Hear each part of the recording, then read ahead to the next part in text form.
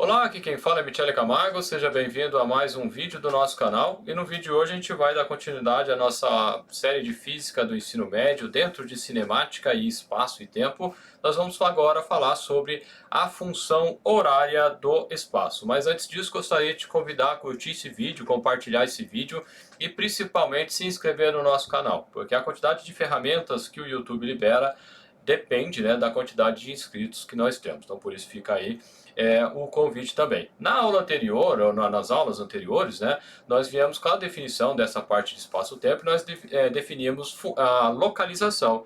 Em função da localização, como, né, existe uma variação quando um móvel está se movendo, por isso que chama móvel, né, eu consigo determinar qual é a posição através de uma função, e essa função vai receber o nome, né, de função horária, né? Então, durante o movimento de um ponto material, a sua posição vai variar com o tempo, e a maneira como a posição varia com o tempo é chamado de lei do movimento ou função horária, né? Então recebe esses dois nomes, isso depende do autor. É mais comum, assim, é mais usado função horária, mas a lei do movimento também.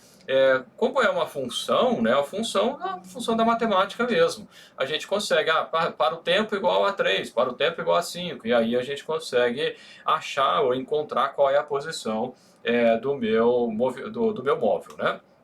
Então eu tenho aqui, por exemplo, S igual a F de t, né? Lá na matemática a gente falaria S igual a F de t, mas aqui a gente lê o espaço, né, que a gente viu lá na aula anterior, é a função do tempo, né? Então a posição é uma função do tempo. É isso que quer dizer essa expressão aqui, né? Bom, as variáveis S e T, elas têm unidades, e agora aqui a gente já começa a trazer essa questão da unidade, e a unidade é extremamente importante, e é nesse ponto que o pessoal mais tem dificuldade, né? E no momento oportuno a gente vai resolver exercício assim também. Então, no caso do Sistema Internacional de Medida, o SI, a parte do SI, né, o espaço, a gente se usa o metro, mas poderia ser, por exemplo, até dentro do Sistema Internacional, o quilômetro. Aí tem o hectômetro, né, e por aí vai, né, o milímetro. Então, ou seja, são unidades de medida também, só que não no padrão do Sistema Internacional. Não tem problema nenhum. A gente tem que fazer a chamada transformação de unidades, que é pegar uma unidade que está fora do padrão e trazer para o padrão. Mas, como eu disse, em momento oportuno a gente vai fazer isso aqui. A gente tem a unidade de tempo em segundos, a gente pode aparecer alguma coisa em minuto e pode aparecer alguma coisa em hora também. Embora, né, segundo seja o padrão, né, eu tenho essas outras unidades que podem vir, né? Só lembrando, né, que um minuto, né, um minuto é igual a 60 segundos e uma hora é igual a 60 minutos. Então, se eu tenho que uma hora é igual a 3.600 segundos. Isso aqui vai aparecer com bastante frequência para a gente nessas transformações. Então, dentro de velocidade é muito comum a velocidade do carro em 50 km por hora. Aí você tem que transformar para metros por segundo, né? Como eu disse, a gente vai fazer isso em momentos oportunos, né? Então, por exemplo, né, eu posso ter um movimento, né, de um móvel que é descrito por essa função, S igual a 4,0 mais 2,0. E aqui eu vou abrir um parêntese, qual que é a diferença de 4 e 4,0? Do ponto de vista matemático, não tem diferença nenhuma, né? Então, ó, se você tem R$ 4 no bolso, ou se você tem 4,0, ou se você tem 4,00, numericamente significa a mesma quantidade de grandeza. Mas na física são números completamente diferentes. O que muda aqui a gente chama de precisão. E na prática significa o quê? Significa, essa precisão, ela depende de um instrumento. Então, se eu meço uma determinada medida com a trena, se eu meço com o paquímetro, se eu meço com micrômetro e por aí vai, né? Existem vários instrumentos de medição, eu vou ter precisões diferentes.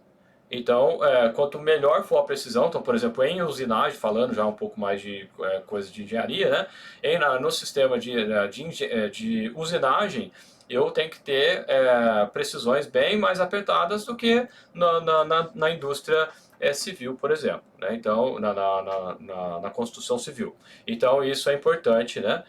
Dentro da física, se é 4, se é 4,0, se é 4,00, são grandezas diferentes, né? Eu estou mudando a precisão e, na prática, eu estou mudando o instrumento que eu utilizo para fazer essa medida.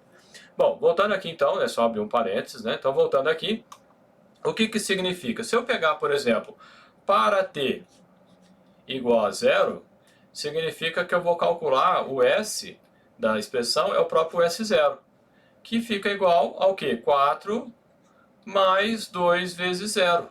Então, a posição inicial do meu estudo, né, do meu S0, significa que vale 4,0. Se for sistema internacional, metro. Não foi falado nada, mas eu estou adotando que é, né?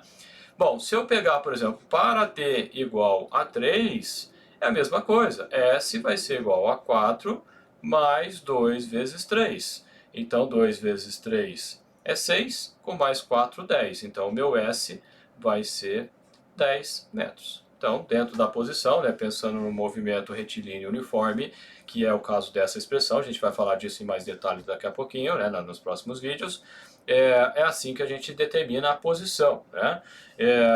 Por exemplo, né, se você está acompanhando alguma pessoa que você está esperando, está fazendo uma viagem, por exemplo, de São Paulo até a sua cidade, né?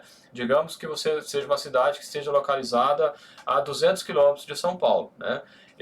Na prática, a gente não consegue manter assim uma velocidade constante, né?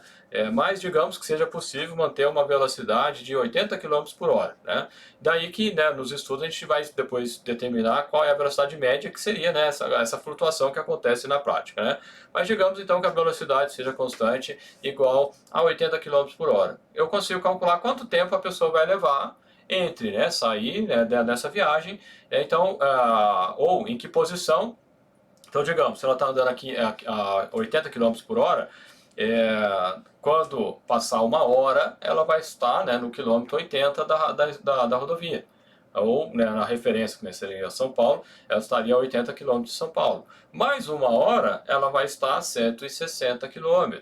Né? Quando, se fosse 200 km, ela levaria 2 horas e meia. Né? Então, esse tipo de conta que nós vamos estar fazendo um pouco mais para frente. Beleza, pessoal? Um abraço e a gente se vê no próximo.